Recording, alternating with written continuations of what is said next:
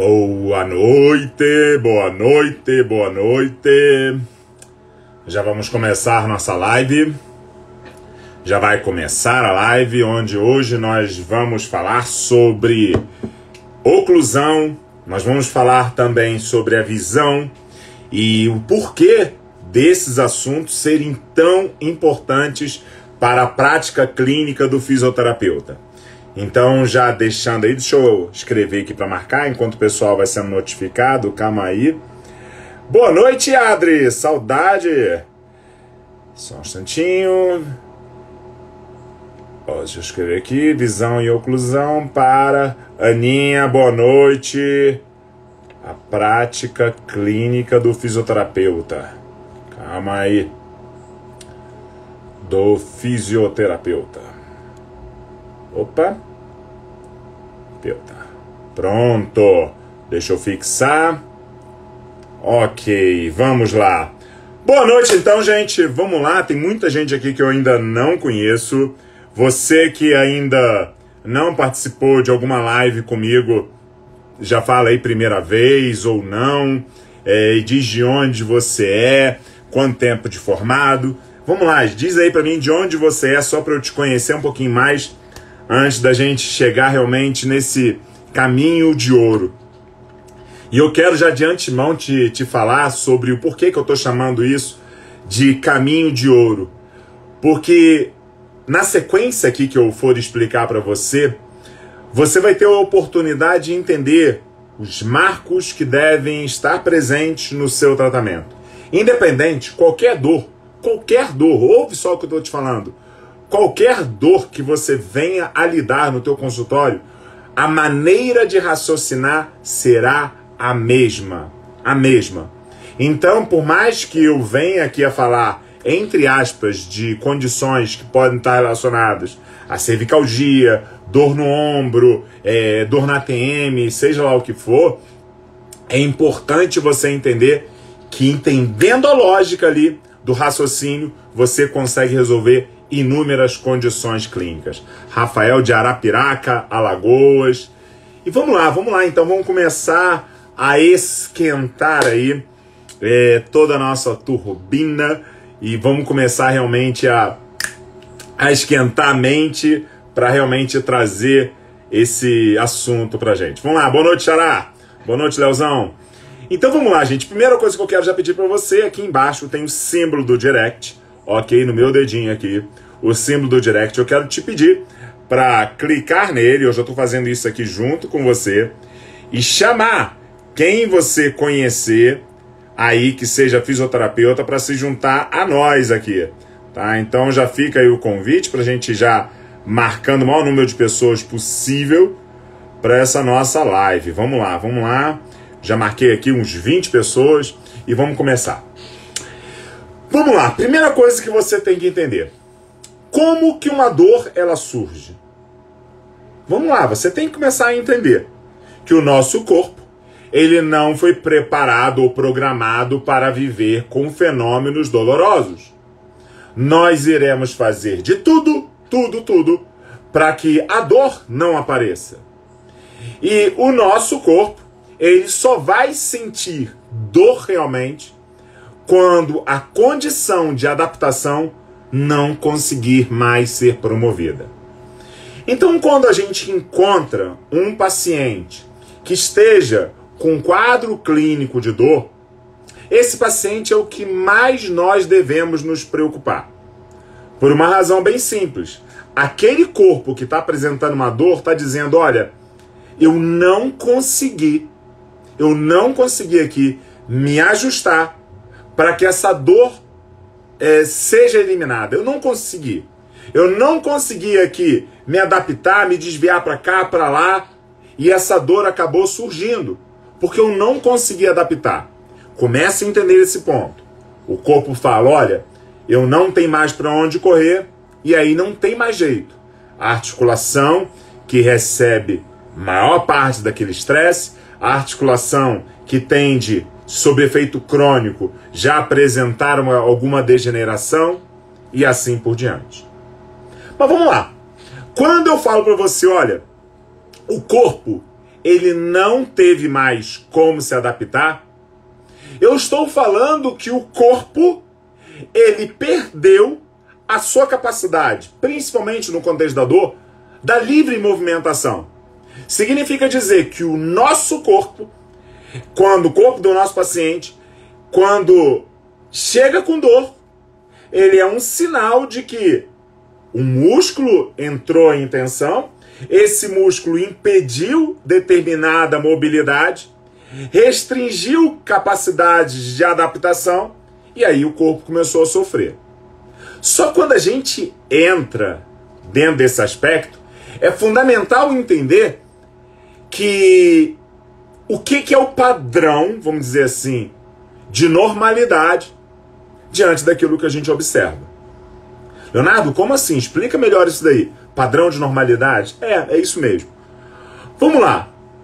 Padrão de normalidade é o corpo que está basicamente livre para funcionar em todas as formas. Ponto.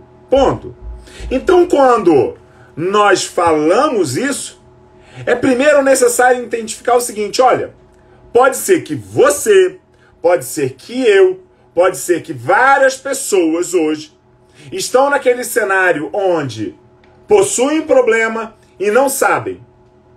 Pode ser que no nosso tratamento nós venhamos a não abordar determinados fatores e automaticamente, cedo ou tarde, esse paciente volta a apresentar dores.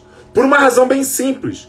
Eu talvez não tenha conseguido observar com clareza tudo aquilo que o corpo do meu paciente me disse. Então vamos lá, olha só o que eu estou dizendo. Pode ser que o nosso paciente, ele hoje, ele tenha aspectos que eu talvez desconheço, eu não consigo avaliar e, consequentemente, pode esgotar esse corpo na sua capacidade de movimentação. Se surgir um fenômeno contrário a esta adaptação, e o corpo fala assim, olha, eu preciso me adaptar, mas essa adaptação fala assim, mas não pode, eu estou segurando aqui. Não, mas como pode isso aí? Essa força antagônica, essa adaptação antagônica é que muitas vezes representa a dor. Então, dentro de um objetivo da fisioterapia, um objetivo do tratamento da fisioterapia, nós devemos ter em mente que o nosso papel é deixar o corpo livre para poder se adaptar para onde for. Então, toda e qualquer tensão que você encontrar, você deve, primeiro, se perguntar por que essa tensão se encontra aí. E segundo fator, o que eu tenho que fazer? Para depois responder o como fazer. Então, reparem que a sequência, ela é justamente por aí. Então, vamos lá.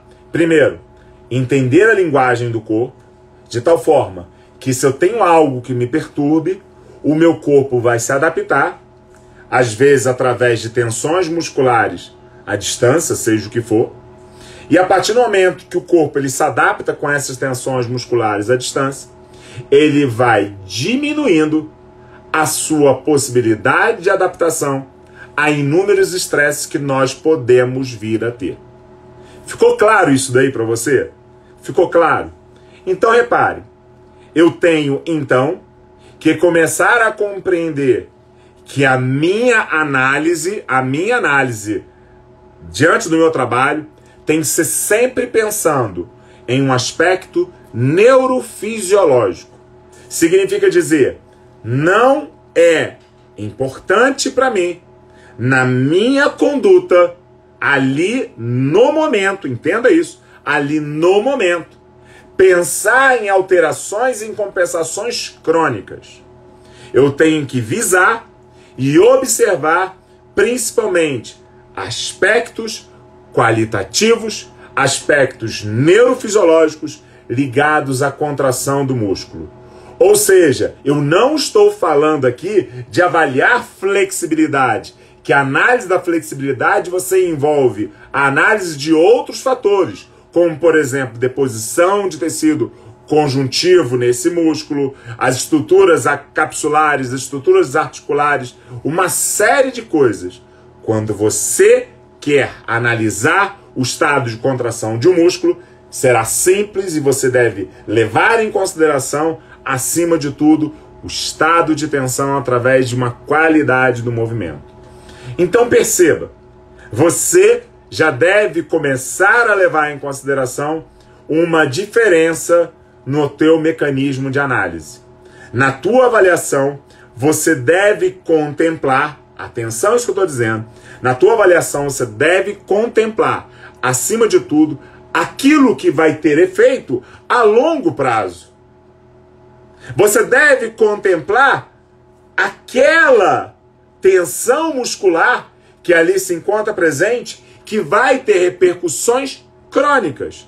Se você age naquela tensão muscular ali aguda, automaticamente o destino é completamente diferente desse corpo. Então eu estou preparando esse tema para você começar a compreender, que o nosso foco tem que ser um olhar sobre o músculo em tensão, sobre aquele estado de alteração do tônus muscular de repouso. Ou seja, quando você tem esse aumento do tônus muscular de repouso, você vai esgotando a capacidade de adaptação em várias partes do corpo.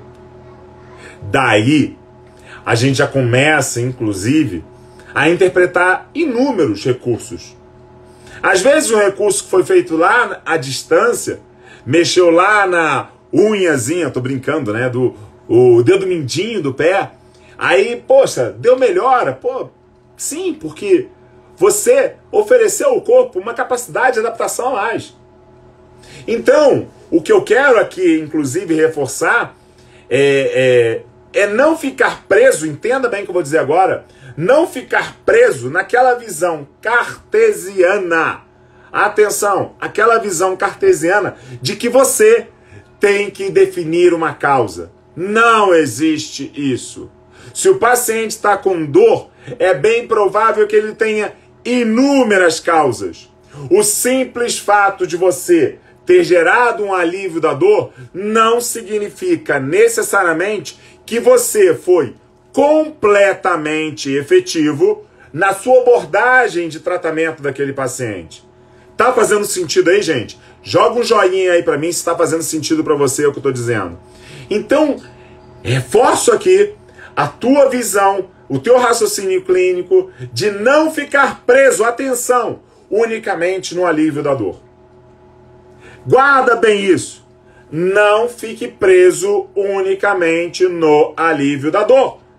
Logicamente, aquilo ali é desejável? Sim, Leonardo, super desejável. Mas eu tenho que entender que aquele corpo já esgotou toda a capacidade de adaptação e aquela dor surgiu por isso. Então, quando eu começo a visualizar esse ponto, eu tenho que começar a perguntar o seguinte: mas Leonardo, o que pode, atenção, o que pode então fazer com que o corpo ele fique perturbado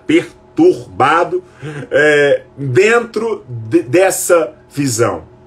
O que pode fazer então que o corpo ele venha modificar aquele tônus de base?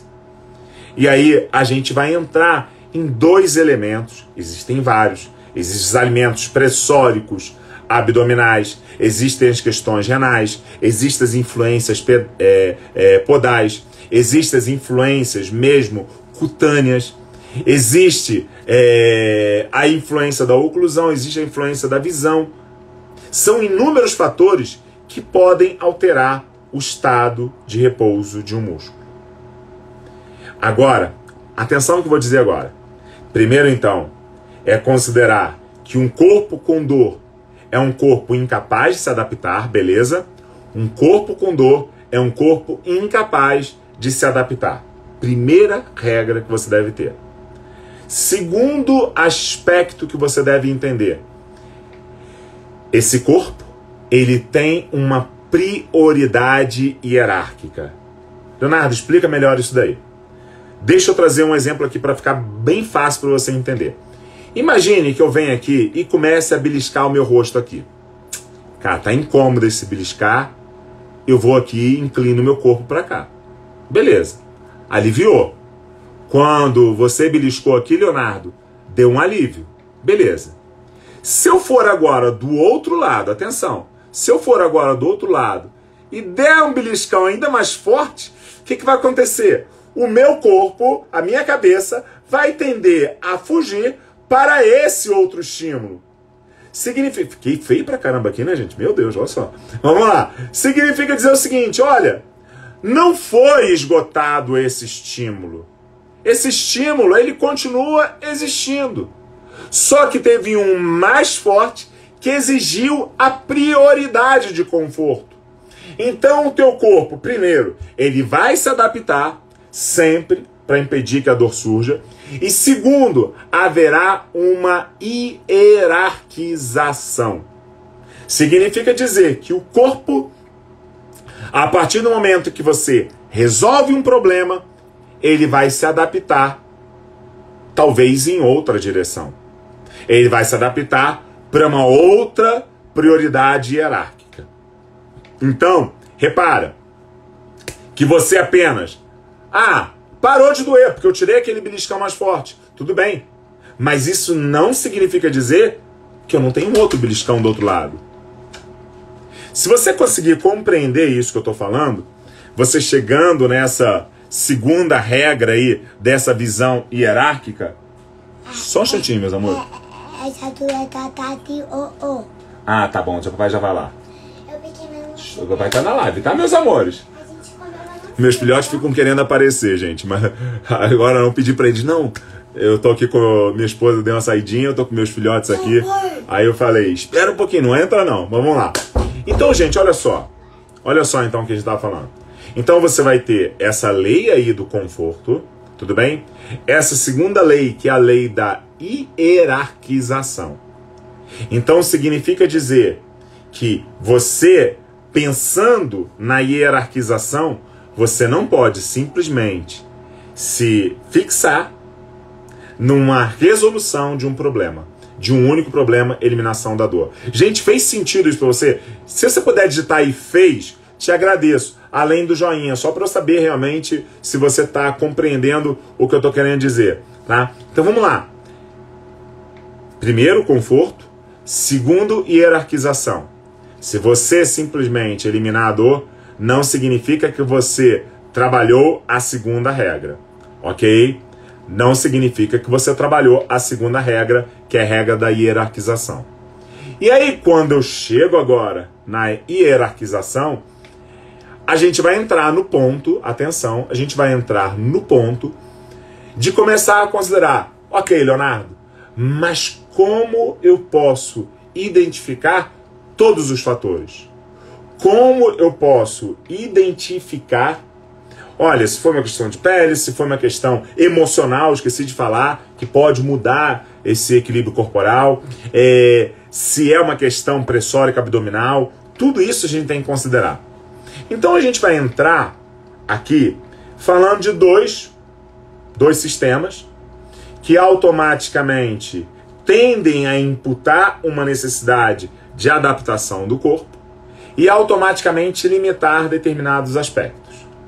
Dois sistemas que eu costumo dizer com muita frequência, por exemplo, dores cervicais, dores no ombro, dores na torácica alta para cima, tendem a ter muita relação com ATM, oclusão e visão.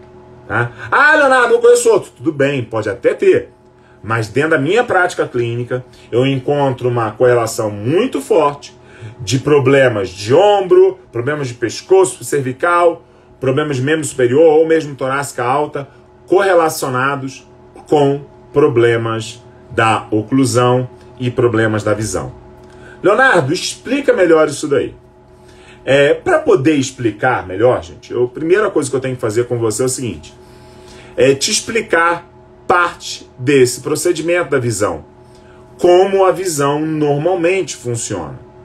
E para explicar essa visão, talvez você já tenha visto isso lá no segundo grau ou um período mais baixo da faculdade, mas talvez você tenha esquecido porque na maior parte das vezes nós fisioterapeutas não aprendemos isso na faculdade, nem mesmo em cursos, né? E aí deixa realmente essa lacuna de observar. Eu até estava colocando outro dia, às vezes as pessoas fogem muito, né? Fogem, até mesmo negam determinados princípios pelo desconhecimento.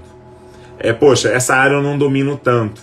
Aí, como eu não domino tanto, eu prefiro me esquivar um pouco mais de qualquer assunto que possa me trazer uma fraqueza. Então, esse é um detalhezinho que eu até peço o teu cuidado específico em relação ao tema. Mas vamos lá. Eu quero que você entenda uma coisa. Bom, nós temos um modelo de visão que funciona muito parecido com uma máquina fotográfica. Você tem basicamente 3 aspectos essenciais quando se fala em visão. O primeiro aspecto é justamente você realizar o foco, o ajuste dos 2 olhos em relação ao objeto. É você convergir o seu olhar de tal forma que os teus 2 olhos consigam fixar aquele ponto e automaticamente, a partir dali, focar e convergir a imagem. Beleza. Primeiro ponto. Observa aí, é como se você estivesse focando os teus 2 olhos para observar algo. Ok. Essa atividade, basicamente, é uma atividade que é controlada por toda a musculatura periorbicular. A musculatura externa ao globo ocular, que vai fazer justamente esses ajustes de posicionamento dos olhos para poder observar algo. Beleza. Ok. Existe um segundo ajuste. Ok, eu apoiei ali, consegui focar realmente no objeto. Agora eu tenho que trazer definição. E aí, numa análise interna desse globo ocular, nós veremos que existe uma lente que justamente vai pegar essa imagem e vai pregar ela ao nível da retina. Então veja aquela imagem passa por essa lente, projeta ali na retina, onde a imagem vai ser formada e automaticamente vai ser decodificada logo depois. Beleza. Só que esse ajuste, nós vamos ter músculos, um músculo ao redor de toda essa lente, que vai ajustar justamente o foco. É como se você pegasse uma máquina, vamos facilitar esse entendimento, é como se você pegasse uma máquina digital, lembra dela, você aproxima ou afasta, beleza? Vamos pegar porque é a primeira função, basicamente, do controle ocular com essa musculatura extrínseca. E aí, depois de você ter observado aquele objeto, o que você faz na tua câmera? Você vai lá e regula o foco. Regula o foco. Primeiro você viu a distância e tal, depois você vai regular esse foco. E terceiro, quando você bate a foto, vamos lá, a imagem vai lá para o teu visor. E é o terceiro componente, que é o componente justamente do processamento cortical daquela imagem que foi captada. Então reparem que dentro desses 3 parâmetros, haverá uma necessidade e uma prioridade. Atenção, os 2 olhos, eles devem trabalhar de forma simultânea. Esses 2 olhos devem manter uma angulação tal e um nível de alinhamento que permita justamente o quê? O pleno ajuste.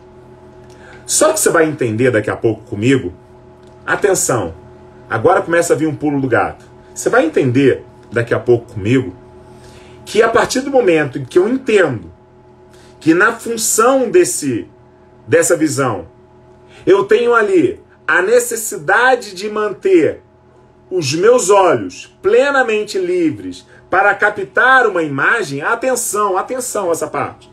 A partir do momento que eu entendo isso, é fundamental entender que tudo aquilo, atenção agora, tudo aquilo que leve esses músculos a entrarem em tensão, atenção, tudo aquilo que pode levar esses músculos, que fazem ali a convergência, esse movimento do globo ocular, fazer com que esses músculos entrem em tensão, eles vão estar limitando a atenção, vão estar limitando a capacidade de movimentação livre desses olhos.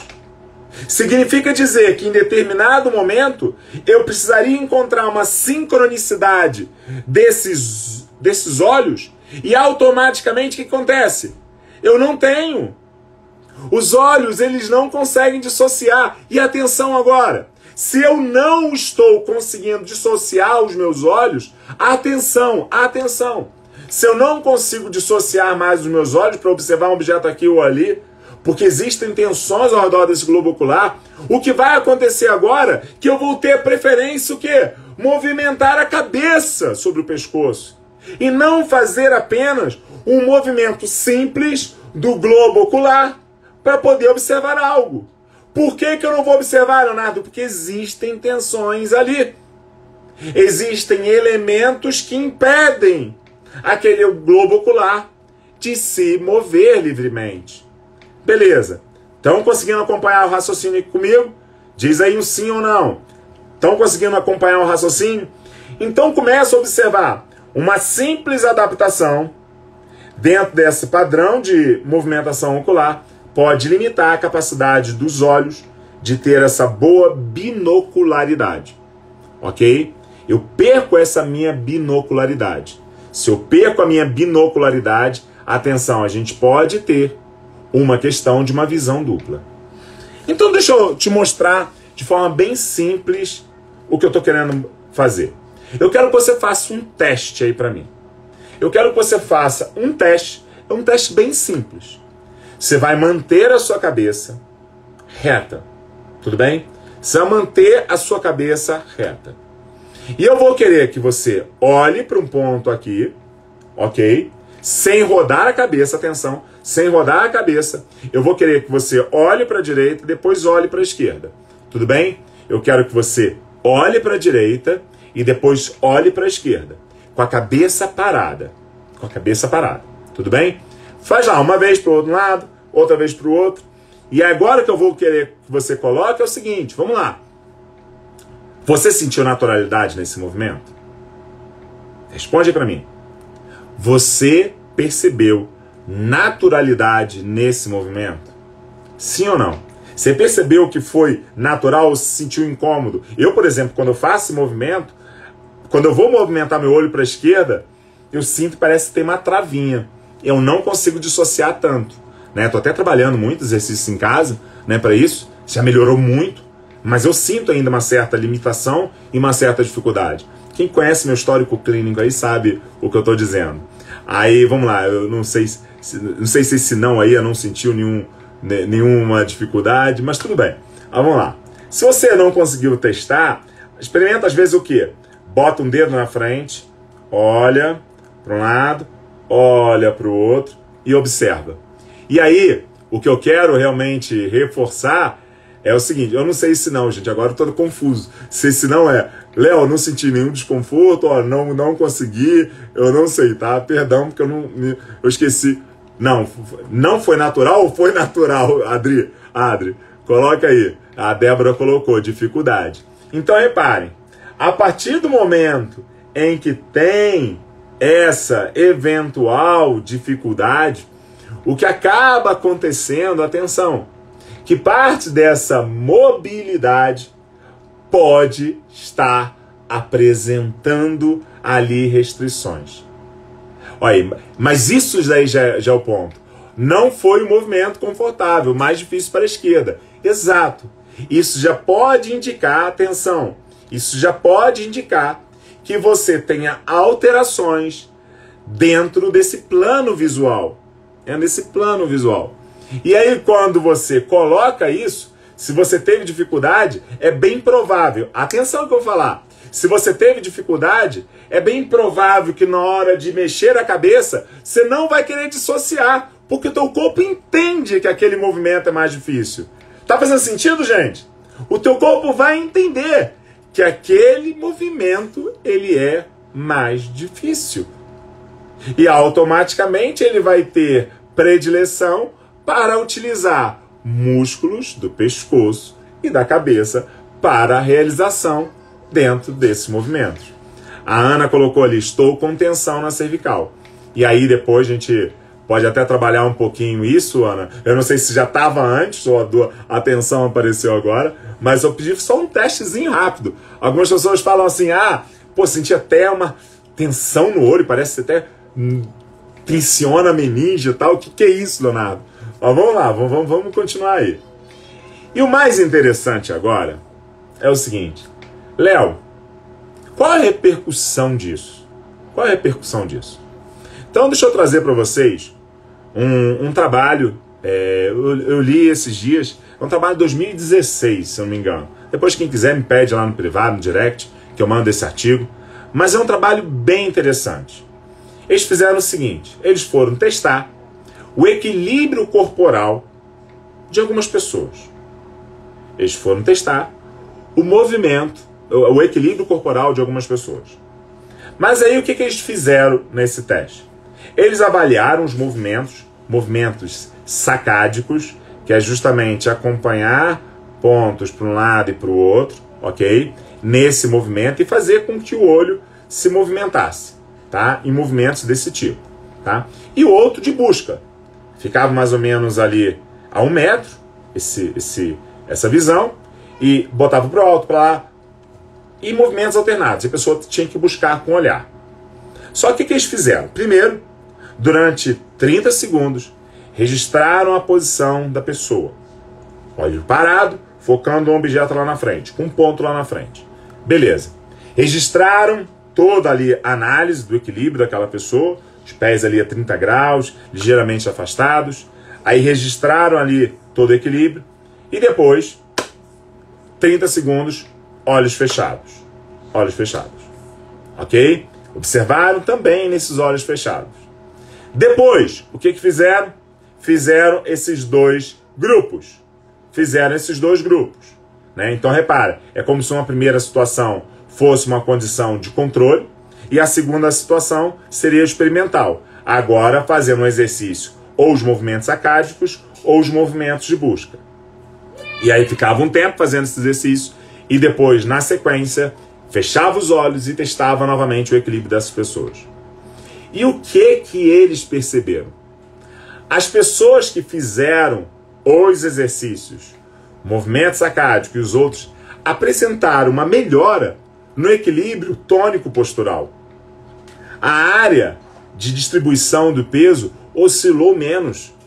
Ou seja, aquele corpo conseguia se manter mais centrado. Então você começa a observar as implicações que isso pode trazer. Pode ser que o nosso paciente, para falta de coordenação dessa musculatura ocular, ele possa estar apresentando um desequilíbrio corporal mais amplo, que está requisitando controles musculares à distância. Olha só, eu falei agora do olho com influência já no pé. Se o olho está influenciando o pé, alguma coisa vai chegar lá. E alguma coisa vai ter que fazer com que equilibre esses sistemas. Então, dentro desse elemento de análise, é importante você entender que, óbvio, um problema no olho hoje pode gerar uma dor no pé. Atenção, olha só o que eu estou falando. Um problema hoje na visão pode gerar uma dor no pé. Mas, Leonardo, como assim pode gerar uma dor no pé? É simples. Se o pé do paciente for aquela estrutura rígida, vamos supor, aquela estrutura rígida, pouco maleável, pouco dissociável, praticamente incapaz de absorver qualquer carga, tudo bem? E aí tem uma questão visual envolvida, com participação da coluna cervical para fazer os movimentos, lembre-se de tudo aquilo que eu falei, e automaticamente, nesse momento, aquela influência da visão chega no pé. E aquela influência da visão fala assim, pé, se adapta aí esse desequilíbrio, por favor. Se adapta aí esse desequilíbrio. Aí o pé vai falar assim, olha, eu lamento muito, eu não tenho como me adaptar. Aí, obviamente, o pé pode sofrer. Mas o pé pode falar o seguinte, ô joelho, aí em cima, você consegue ajustar aí? A visão lá pediu para eu me equilibrar, só que eu não consigo não. Aí o joelho chega e fala assim, lamento, eu também não posso. Aí o joelho também está propenso a ter dores. E assim por diante. Mas é interessante até mesmo falar isso, gente, pelo seguinte, a gente começa aí a, inclusive, debater o mundo científico. Um mundo científico que espera, na maior parte das vezes, encontrar a única causa para um problema. O mundo científico fala assim: a visão é capaz de gerar dores no pé? Aí a ciência fala assim: olha, já vi aqui várias pessoas que tinham dor no pé e não tinham nada de visão. Porque não é esse o modelo. O modelo que você tem que pensar é, primeiro, vamos lá, lembre-se aí. Primeiro é o modelo do conforto, a regra do conforto. E segundo, a regra da hierarquização. Você trabalhou nesses princípios? Ótimo. Você já descarta toda e qualquer análise cartesiana da ciência. Tudo bem? Tá fazendo sentido isso? Tá fazendo sentido? Então repare, você pode ter alterações lá. Então, o que esse, inclusive, estudo mostrou, que o simples fato de começar a trabalhar essa dissociação aqui ocular, trabalhar esses movimentos oculares, já é suficiente para você melhorar o equilíbrio corporal. Obviamente, o estudo ele não trouxe os achados relativos a por quanto tempo perdurou esse estímulo. Da minha visão, a gente tem que pensar o seguinte: vamos lá, o que gerou aquela perda? Aí que vai chegar no ponto. O que gerou aquela perda? O que gerou aquela solicitação? O que gerou aquele problema de incompatibilidade dos movimentos oculares? Tá? Entenda isso. E aí, obviamente, eu quero entrar num outro padrão. Eu quero entrar num outro padrão com você, outro padrão de explicação, e aí a gente vai envolver diretamente a oclusão, que pode funcionar independente ou dependente daquele outro problema, tá? É muito difícil você conseguir separar funções de partes diferentes do corpo. Muito difícil, muito difícil. Então vamos lá.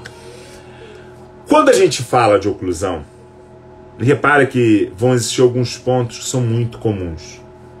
Quando a gente fala de uma oclusão, a gente está falando essencialmente de uma necessidade da busca do equilíbrio pela mandíbula. Quando a gente para analisar os côndilos da mandíbula, eles são dirigidos para dentro e para trás, e essa convergência de linhas cai exatamente sobre a linha de gravidade. Ou seja, se a mandíbula estiver alterada no seu posicionamento tridimensional, haverá um desequilíbrio na coluna cervical alta, no qual eu vou solicitar as tensões musculares da coluna cervical para poder reequilibrar esse sistema. Ou seja, modificou a posição da ATM, modificou o meu centro de equilíbrio que passa na coluna cervical alta e automaticamente a minha cabeça vai ficar em desequilíbrio. Obviamente, dentro desse padrão de desequilíbrio, alguma coisa vai ter que acontecer. Uma das coisas é, por exemplo, eu posso rodar ligeiramente a cabeça. Sim ou não? Só que como eu tenho meu foco ali na frente, olha só que interessante. Nessas pequenas rotações, às vezes perceptíveis ou não, o que pode acontecer? O meu globo ocular, ele vai começando a apresentar um ligeiro desvio, uma ligeira tendência de movimento para manter a binocularização, para manter os meus dois olhos perfeitamente alinhados. Só que essas pequenas rotações com eventuais solicitações musculares, lembre-se aquilo que eu falei, pode causar influência na saúde adaptativa desses músculos e parasitar essa musculatura para os devidos movimentos. Então, quando você percebe isso, atenção, quando você entende isso, você começa a chegar no parâmetro. Leonardo, tudo bem, você está me dizendo que uma alteração, atenção, você está me dizendo, Leonardo, que uma alteração da oclusão pode determinar um problema da visão. Sim ou não, Leonardo? Sim. Porém, uma alteração da visão pode também mudar o posicionamento da mandíbula. Uma alteração na visão que faz com que a tua cabeça rode e atenção a esse detalhe, os artigos dizem que a partir de 20 graus, atenção, a partir de 20 graus de rotação de cabeça, você já tem um movimento alterado ao nível do cônjuge da mandíbula. Quando você roda, por exemplo, a tua cabeça para a direita, toda essa tensão muscular dos músculos infraioides deste lado tenderão a puxar a mandíbula na direção oposta. Significa dizer que o côndilo da mandíbula do lado direito para o lado que foi a rotação vai tender a avançar. Olha só, o côndilo da mandíbula desse lado vai tender a avançar, vai tender a abaixar e vai tender a se medializar. Ou seja, quando a mandíbula fizer isso, e atenção, 20 graus, ok? 20 graus, preste atenção aí, 20 graus já é suficiente para trazer um grande transtorno no alinhamento desse côndilo mandibular. E a partir do momento em que você tem essas eventuais rotações, eu vou chegar já num ponto interessante agora, tá? E a partir do momento que o corpo tem essas variações, automaticamente você fala assim, entendi. Então vai ter determinadas regiões que vão estar sofrendo maior pressão ali no côndilo. Sim ou não, Leonardo? Sim. Leonardo, então quer dizer que nesse padrão de assimetria pode haver tensões periarticulares? Sim. Tudo por conta de uma rotação cervical, Leonardo? Sim. Mas fala assim, pô, Leonardo, mas eu olho para o meu paciente e a cabeça dele está para frente. Sim. Sabe por quê? Ele quer manter o foco lá na frente. E sabe o que ele faz? Ele às vezes imagina aqui, eu estou com a cabeça rodada aqui. Quero trazer a minha cabeça para frente. O que eu faço? Eu rodo meu tronco. E aí, às vezes você pode observar um ombro para frente, um ombro para trás, um tronco girado. A cabeça está retinha para frente. Mas o efeito é o mesmo. Porque lembre-se que eu falei dos músculos infraioides. Se eu estou falando de músculos infraioides, tem relação direta com o ombro.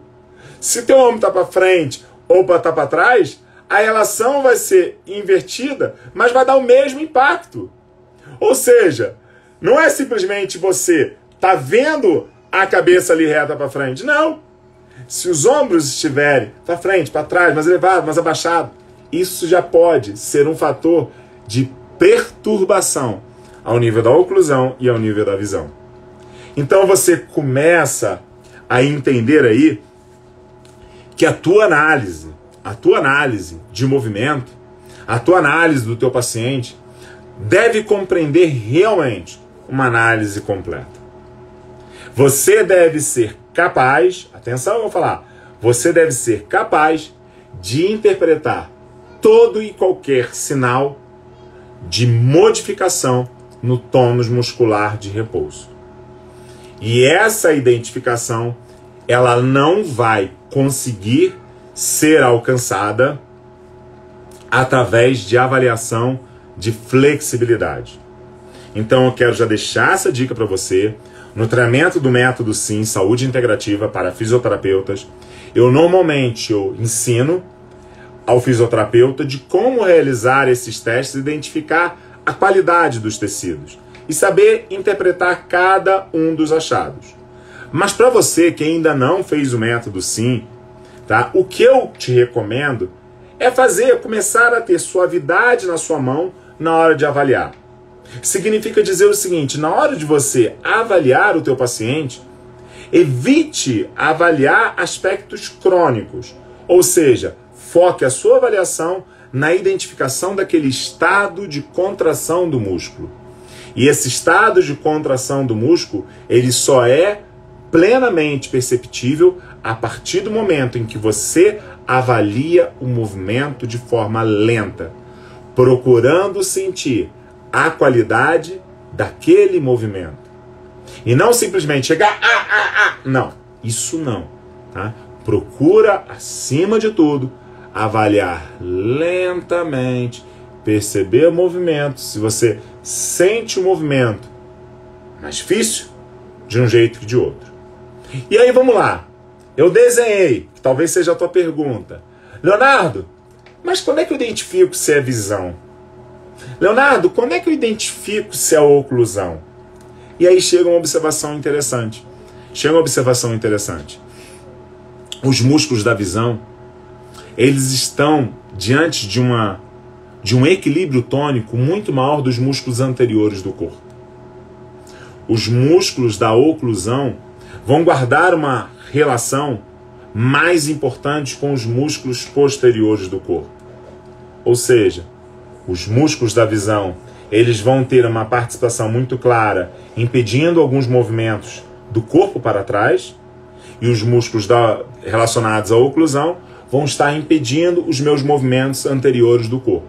Então, por exemplo, a flexão, a torção anterior, estão em relação direta com a oclusão. A visão, movimento de extensão, e os movimentos de torção posterior. Então você começa a observar isso e já começa aí a já pensar em vários fenômenos. Se você tiver, atenção agora, diante daquelas regras que a gente falou, olha, o conforto, surgiram 2 fenômenos aqui que precisam de conforto. Surgiu aqui uma questão clínica extremamente importante, agudizada. O paciente que está com um quadro muito agudo de dor, tá? Ele praticamente não está conseguindo se mexer. Tenha calma nesse paciente. Tenha muita calma. E aí esse paciente fala assim, olha, eu preciso de uma adaptação muito mais ampla. E o corpo fala assim, ó, infelizmente não posso te dar. Então, olha só, nesse paciente, você... Gente, está travando aí? Dê um feedback aí, que tu falou que está travando. Eu achei que estava normal. Me dê um feedback aí se está travando ou não.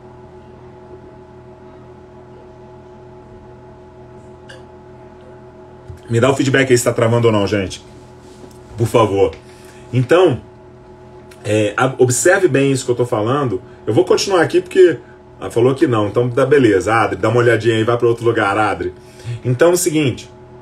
A partir desse momento, que um corpo ali está com um fenômeno, né, de agudização dos seus sintomas, está com um fenômeno realmente de alto impacto, não queira tratar tudo de uma vez. Atenção, tá? Atenção. Foque numa parte, observe a resposta. Foque em outra parte, observe a resposta. Foque em outra parte e observe a resposta. Vai soltando esse corpo, pouco a pouco, que você vai tendo o seu objetivo final. Léo, uma diferença na altura dos cônjuges pode causar que tipo de problema? Legal, Léo. Primeira coisa que você tem que começar a considerar ainda nessa lógica é o seguinte, Léo. Primeiro, existe uma alteração estrutural ou apenas uma questão posicional? É a primeira coisa que a gente tem que entender. Se existe já uma alteração estrutural, aí, Léo, a gente tem que pensar na implantação de um dispositivo intraoral ou de uma reabilitação oral que vai ser, entre aspas, permanente. Porque existe ali já uma destruição, existe uma alteração que você não tem como mexer. Agora, se for uma alteração unicamente posicional, por exemplo, na altura dos cônjuges, o que você vai ter que colocar em evidência é o seguinte: como se encontra as influências, tanto descendentes quanto ascendentes, desse equilíbrio postural. E aí, obviamente, pensando, o que está determinando esta alteração? Será que é simplesmente uma questão oclusal? Observa o estado de contração dos músculos posteriores do tronco. Será que é uma alteração relacionada à visão? Observa. Será que é uma alteração relacionada à parte emocional? Será que é uma alteração relacionada a uma questão do pressórico abdominal? Existem inúmeras situações que podem te gerar isso daí. Eu não sei se eu consegui te responder, Léo, mas e quando você tem essa alteração no posicionamento, aí basicamente, eu volto a frisar. Vamos lá, Léo. Vamos ver se você consegue visualizar assim. Imagina você está vendo de cima, tá? Os côndilos, o alinhamento dos côndilos, se eu estou com a mandíbula aqui certinha, os côndilos estão bem alinhados, essa projeção vai cair exatamente onde passa a nossa linha de gravidade. Beleza? Você está vendo assim. Ok. Agora vamos ver assim. Quando você faz essa projeção, se alinha. Se você tem uma alteração na altura dos côndilos, Léo, você vai ter uma outra modificação aqui na projeção dessas linhas de força. Então, obviamente, o tipo de desequilíbrio para esse corpo vai ser diferente. Então, por exemplo, quando você me apresenta esse tipo de alteração, eu já sou capaz de pensar numa alteração principalmente a nível dos molares. Os molares é que devem ser observados, porque os molares é que vão estar nessa relação direta sobre a altura dos côndilos. Os caninos vão estar na relação da lateralização da mandíbula e dos côndilos, e os incisivos vão estar na relação antero-posterior desses côndilos da TM. Então, quando você analisa isso, o que você tem que pensar, obviamente, sobre esse desequilíbrio, observar a questão da altura dos molares. E o que pode trazer de sintomas? Os mais variados. Você pode ter as alterações visuais, que podem ser consequências de uma questão oclusal. Você pode ter dores na coluna cervical.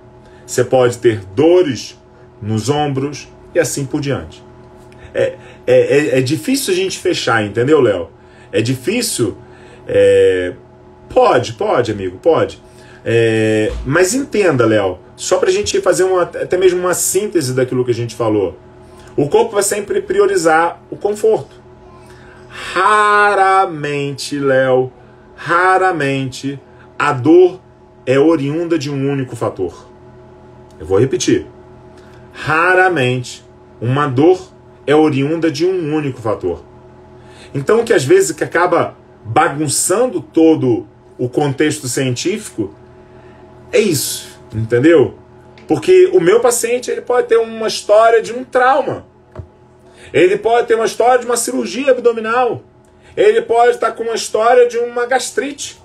Ele pode estar com uma história de um entorse do pé, que gerou adaptações mesmo à distância. E aí, em determinado momento, a oclusão fala assim, olha, eu quero uma adaptação no corpo total. Aí uma lá, com alto nível de prioridade de conforto, fala assim, aqui não. Aqui não mexe, não. Aí fica como se fosse um cabo de guerra. Uma região puxa para um lado, a outra região puxa para o outro. E talvez alguém no meio comece a sofrer. Talvez alguém no meio comece a sofrer. E aí, obviamente, quando a gente analisa sobre essa lógica, cara, a gente pode ter dor no corpo inteiro, sem estar fechando ali, atenção, sem estar fechando ali, dor nisso gera isso. Cara, não dá, gente. Seria lindo se eu conseguisse, atenção, seria lindo se eu conseguisse aqui falar de todas as possibilidades de problema. Seria lindo se o mundo real fosse idêntico ao mundo da faculdade. Leonardo, por que você está dizendo isso? Na faculdade é assim, né? Eu não sei como é que foi a faculdade de vocês. Hoje nós teremos aula de síndrome do impacto. Aí beleza. Explico o que é a patologia, explico os sinais e sintomas. E aí depois o que acontece? O que você vai encontrar na avaliação? O que você tem que fazer de exercício? Cara, a minha aula de ortopedia, lógico, eu tive bons professores, mas o modelo pedagógico era totalmente errôneo. E aí, diante disso, levava aquela perspectiva de que tem que gravar cada um dos problemas. Eu não sei se vocês tiveram faculdade desse jeito, tá, gente? E na minha faculdade era a coisa mais bizarra do mundo. Era mais bizarro ainda, porque era o seguinte, o meu curso, me formei na UFRJ, no Rio, e o curso foi criado inicialmente por fisiatras. E aí depois, os fisiatras abriram, obviamente, que tinha que ter fisioterapeutas no curso. Mas as aulas eram o seguinte, vinha um médico que dava toda a clínica, e depois vinha um fisioterapeuta mostrando a avaliação e tratamento. Gente, já parou para imaginar? Então, quando fala isso, cara, é tremendo. Então, o que acontece? Aí, um pouco pior, a Adri falando. Mas o que a gente tem que começar a considerar? Dentro desse meu modelo de análise e percepção do corpo, e eu falo isso por mim, tá, gente? Eu vou agora abrir o jogo aqui com vocês. Cara, eu sempre tive muita dificuldade de decorar. Sempre tive muita dificuldade de decorar. Não adianta, eu não conseguia, sabe? Olha, você tem que gravar isso, tem que gravar isso. Cara, eu não sei. Então o que acontece? Eu hoje eu acabei criando uma metodologia, o próprio método SIM, ele trabalha isso, de você parar de ficar querendo buscar o elemento de patologia para cada coisa. Não. Sejamos simples. Teremos testes aqui. Atenção, coisa bem simples. Testes aqui que impedem a mobilidade do corpo. E aí, a partir desses testes, como você promove o relaxamento de acordo com aqueles testes. E aí, simples. Esquece o sintoma. Só foca em devolver ao corpo aquilo que é natural dele. Simples. Raciocínio completo. É isso aí, Debinha. Então, é simples. Quando eu fiz isso, gente, assim, é absurdo o nível de simplicidade que eu agreguei para minha prática clínica. É impressionante o nível de simplicidade que eu trouxe para minha prática clínica. Porque naquele momento eu comecei a falar o seguinte, pô, cara, então quer saber que eu não vou ter que ficar mais decorando isso ou aquilo? Então quer dizer que eu não vou ter que ficar pensando em cada patologia? Exatamente isso. Então a minha proposta, até mesmo de mudança na metodologia do fisioterapeuta, na metodologia de trabalhar o fisioterapeuta, é fazer com que o fisioterapeuta tenha um modelo de raciocínio clínico simplificado. E atenção que eu vou dizer agora. Ter um modelo de tratamento simplificado não implica necessariamente menor eficácia. Me responde se isso faz sentido. Ter um modelo de tratamento simplificado não indica necessariamente um modelo menos eficaz. Faz sentido ou não, gente? Faz sentido ou não isso? Tá? Por quê? A gente tem que desmistificar isso também. Com todo respeito, mas às vezes eu vejo muitos profissionais focando no detalhe do detalhe do detalhe do detalhe do detalhe. Cara, se parar para analisar, até quando consegue manter todo aquele conhecimento? Tem pessoas... Ai, grande amigo, Gustavo Pilon, esse é fera. Abraço, irmão. Então, se parar para analisar, tem muitas pessoas que às vezes focam no nível de estudo e capacitação onde fica preso ao estudo de detalhes. Não que não sejam interessantes, mas a pergunta é, será que eu preciso daquele detalhe para ter a minha eficácia clínica? É esse modelo, essa quebra de paradigmas que eu quero oferecer. Eu quero oferecer justamente um modelo que o fisioterapeuta não tenha que se gabar pela quantidade de conhecimento que tem. Eu quero um modelo terapêutico onde o profissional ele consiga falar assim, olha, eu consigo ter resolutividade no meu tratamento. Eu consigo ter resolutividade no meu dia a dia. É isso que eu quero. É isso que eu venho trabalhando, é isso que eu venho fazendo a minha missão. Se você um dia tiver a oportunidade de me acompanhar vendo um tratamento, muitas pessoas aí já me viram atendendo, você fala assim, não acredito que você está fazendo só isso, Leonardo. Eu não acredito que você está mexendo só nisso. Eu não acredito que... E vamos lá. Quem já me viu atendendo aí pode atestar, ó. Várias pessoas aqui que estão presentes na live já me viram atendendo. E vão poder atestar um modelo de tratamento simples e com alta eficácia clínica. Porque a grande questão, atenção, a grande questão não está naquilo que você sabe e tem de técnica, e sim na resolutividade que você oferece. É isso, é isso. Então, qualidade na solução, exatamente isso, Leozão, exatamente isso. Valeu, Catinha. Meus amores, olha, toda quinta, às 8 horas da noite, nós estaremos juntos aqui, numa live, já se programe. Você vai falar assim, ah, Léo, vou assistir o replay. Cara, não adianta querer assistir replay, que são pouquíssimas pessoas que assistem replay, que ficam ali. Eu estou trazendo 1 hora aqui, 1 hora de conteúdo assim, alto nível. Então, aproveite isso, conte comigo, estaremos juntos aí para realmente mudar o cenário da fisioterapia. E esse cenário a gente muda a partir da entrega clínica que a gente está fazendo, através de uma mudança de mentalidade. E aí, eu quero que você durma hoje com esse tipo de pensamento. Será que realmente eu preciso saber os detalhes do nível de compreensão das coisas? ou basta eu entender a lógica do que está acontecendo com o meu paciente? É isso que eu quero trazer para vocês. Então, meus amores, minha gratidão a vocês que estão aqui assistindo essa live. Obrigado, sejam muito bem-vindos. Na semana que vem nós teremos outra live. Eu vou fazer uma enquete hoje lá no Stories, falando sobre alguns aspectos. Vem cá, você quer que eu fale sobre as emoções? Você quer que eu fale sobre questões viscerais? Você quer que eu fale sobre trauma? Eu vou botar várias opções. E aí eu vou querer que você coloque aí o que você deseja em relação ao assunto para a semana que vem. Olha, depois do Congresso Maranhense, a gente conseguiu te acompanhar. Legal, legal, Maria Conceição. Valeu, prazer, obrigadão. Obrigadão, valeu, Renatinha. E aí se vê a importância da saúde integrativa. Exatamente, Leozão. Exatamente, Leozão. E é isso. Método sim, saúde integrativa para fisioterapeutas é a nossa chance realmente de ocupar o lugar no mercado de trabalho, um lugar clínico que é nosso e que temos aí nossa importância. Fechado, meus amores?